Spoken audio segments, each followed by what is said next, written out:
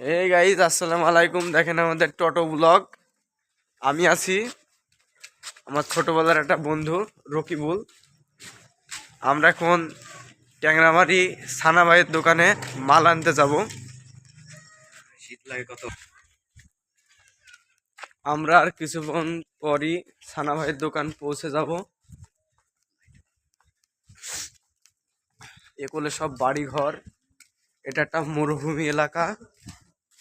এই পাড়ায় রাত 7টার পরের কোনো লোক চেতন থাকে না, সবাই ঘুমন্ত অবস্থায় থাকে। এই তো সামনে একটা বাড়িতে একজনাকে দেখা গেছে।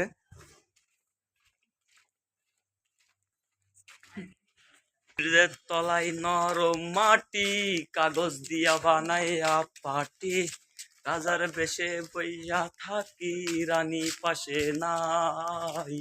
যে রাজাই গানি নাই, সে রাজাই জিরা খায়। যে রাজার রানী নাই, সে রাজাই ঝিমাই। মর্নিং লাগছে কদিন ধরে। তো আমরা সানা ভাইয়ের দোকানে পৌঁছে গেছি।